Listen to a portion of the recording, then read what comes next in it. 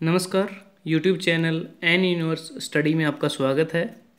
अगर आपने इस चैनल को सब्सक्राइब नहीं किया है, आप इसको सब्सक्राइब कर लीजिए ताकि आपको हमारी वीडियो की जानकारी समय समय पर मिलती रहे। आज हम इस वीडियो में डिस्कस करेंगे फीमेल सुपरवाइज़र के पेपर में जो 30 अप्रैल 2017 को हुआ है, अभी हाल ही में। उसमें हरियाणा से रिलेटेड जो भी प्रश्न पूछे गए हैं उनके बारे में हम डिस्कस करेंगे। क्या क्या क्वेश्चंस हैं जो हरियाणा से रिलेटेड आए थे। पहला प्रश्न है, मोहन सिंह मंडार ने किस मुगल शासक के विरुद्ध विद्रोह किया? मोहन सिंह मंडार, इसका जो सही उत्तर है वो है ऑप्शन डी, बाबर के विरुद्ध उन्होंने विद्रोह किया था। क्योंकि बाबर के शासन के अंतिम दिनों में हरियाणा के कई क्षेत्रों में विद्रोह हुए और जिसमें सबसे भयानक विद्रोह 1530 ईस्वी में कैथल में हुआ और वहाँ के मंडार राजपूतों ने अपने नेता मोहन सिंह के नेतृत्व में संगठित होकर स्थानीय व्यवस्था को छिन्न भिन्न कर दिया था।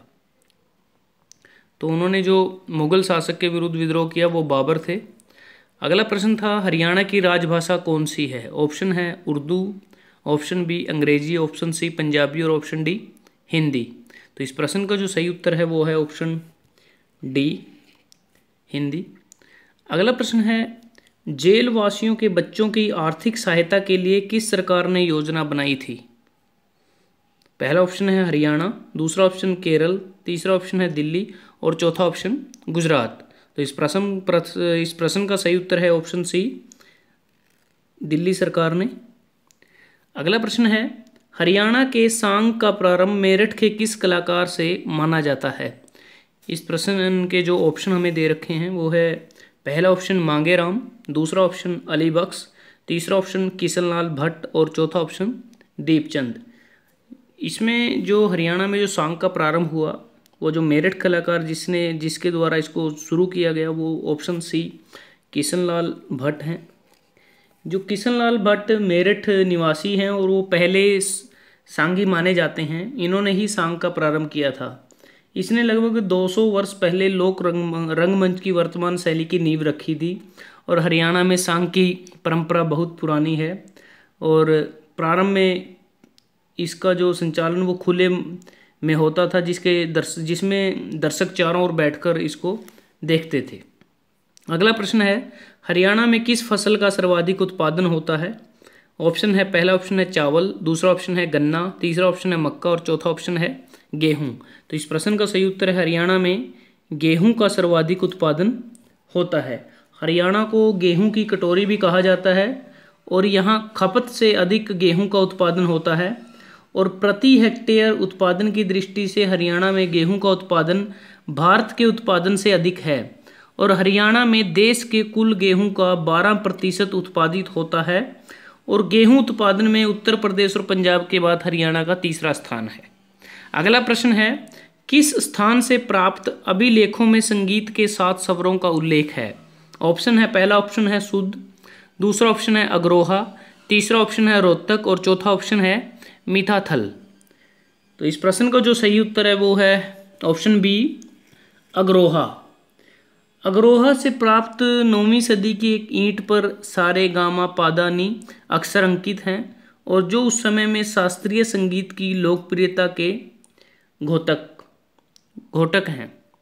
अगला प्रश्न है, निम्नलिखित में से कौन सी लोकसभा सीट सामान्य वर्ग में आती है?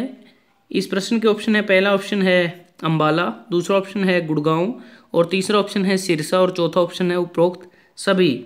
इस प्रश्न में मेरे को थोड़ा सा संशय लगा क्योंकि हरियाणा में 10 लोकसभा सीट हैं जिनमें 2 आरक्षित हैं, अंबाला और सिरसा। और प्रश्न पूछा गया है कि कौन सी लोकसभा सीट सामान्य वर्ग में आती है। अंबाला सिरसा 2 आरक्षित सीट हैं, इनके अलावा 8 सामान्य श्रेणी की सीटें हैं, वो भिवानी, फरीदाबाद, हिसार, करनाल, कुरुक्षेत्र, महेंद्रगढ़, रोहतक। तो उसमें गुड़गांव का नाम कहीं नहीं है और ऑप्शन डी उपरोक्त सभी हैं, ये सभी भी नहीं हो सकते। तो इस प्रश्न में थोड़ा सा डाउट है, या तो प्रश्न की जो शैली है वो ठीक नहीं है या इस प्रश्न के जो ऑप्शन है वो ठीक नहीं दे रखे। क्योंकि गुड़गांव लोकसभा सीट नहीं है, अंबाला और सिरसा आरक्षित सीट हैं और उपरोक्त सभी इसके उत्तर नहीं हो सकते। तो इसमें मैं किसी भी ऑप्शन पे टिक नहीं करूँगा, एक बेसिकली इसको एक क्वेश्चन मार्क दूंगा कि क्वेश्चन ठीक से नहीं पूछा गया है। अगला प्रश्न है, हरियाणा तिलक साप्ताहिक पत्रिका के संपादक कौन थे? ऑप्शन है Nekiram Sharma, option B Baldev Singh, option C Shriram Sharma और option D sir Chhotu Ram. तो हरियाणा तिलक साप्ताहिक पत्रिका के संपादक ऑप्शन सी श्रीराम शर्मा थे। श्रीराम शर्मा पंडित जी थे और उनका जो जन्म है 1 अक्टूबर 1899 को झज्जर में हुआ था। और कांग्रेस के सभी 5 सत्याग्रह जो 1922, 1930, 1932, 1941, 1942 में हुए, उन सभी में श्रीराम शर्मा ने भाग लिया था और 7 वर्ष तक कारावास में रहे।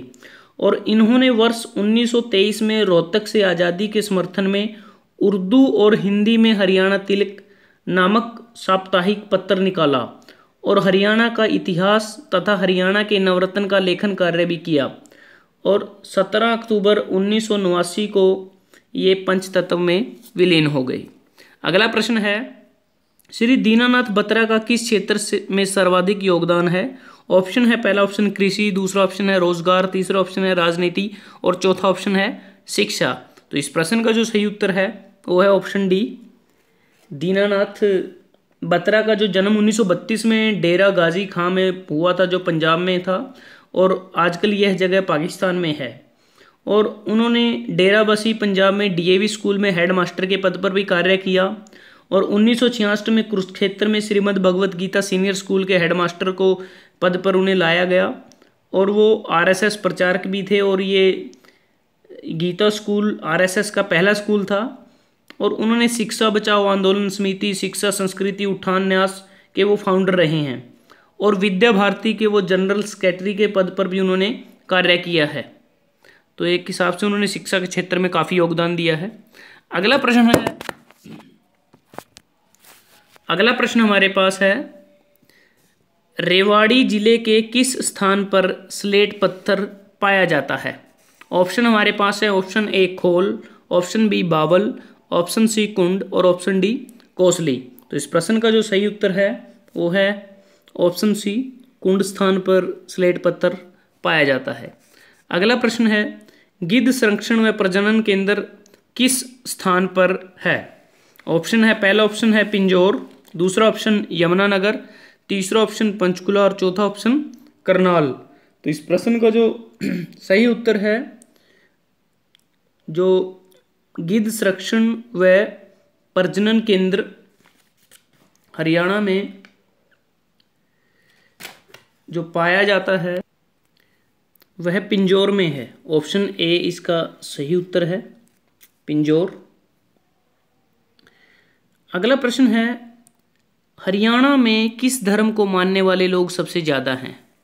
ऑप्शन हमारे पास है, पहला ऑप्शन है हिंदू, दूसरा ऑप्शन मुस्लिम, तीसरा ऑप्शन बौद्ध और चौथा ऑप्शन यहूदी। तो इस प्रश्न का सही उत्तर है ऑप्शन ए, हिंदू धर्म के लोग सबसे ज़्यादा हैं। अगला प्रश्न है, ब्रह्म सरोवर तीर्थ किस स्थान पर है? पहला ऑप्शन है पेहवा, दूसरा ऑप्शन कुरुक्षेत्र, तीसरा ऑप्शन कैथल और चौथा ऑप्शन है डी वो जींद। और यह कुरुक्षेत्र में थानेसर सिटी स्टेशन के पास है। और तो इसका जो सही उत्तर है वह ऑप्शन बी है। और इस स्थल को वामन पुराण में बहुत ही पवित्र बताया गया है। और इस सरोवर को राजा कुरु ने खुदवाया था। और सूर्य ग्रहण के अवसर पर धार्मिक स्नान होता है यहाँ पे। और मत्स्य पुराण के अनुसार सूर्य ग्रहण पर यहाँ स्नान करना महापुण्य माना गया है। और इस सरोवर के उत्तरी तट पर बहुत से मंदिर और धर्मशालाएं हैं।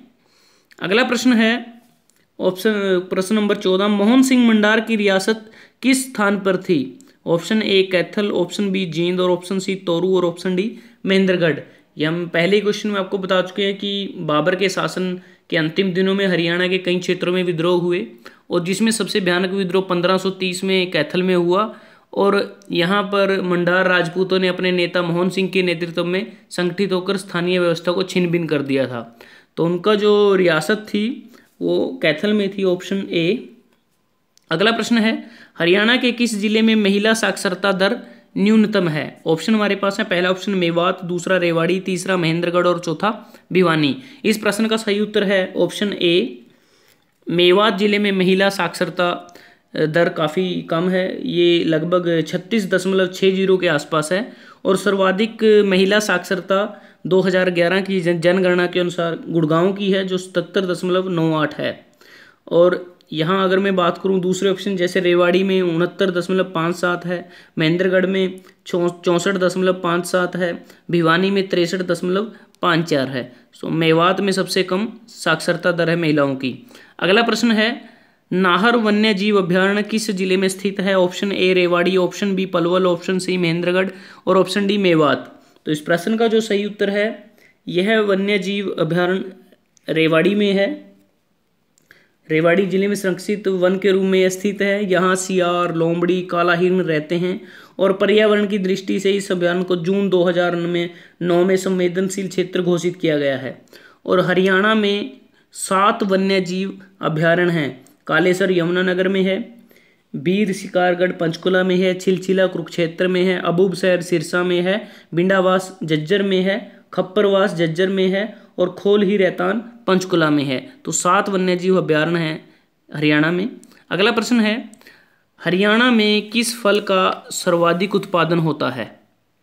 ऑप्शन ए केला, ऑप्शन बी सेब, ऑप्शन सी संतरा और ऑप्शन डी आम।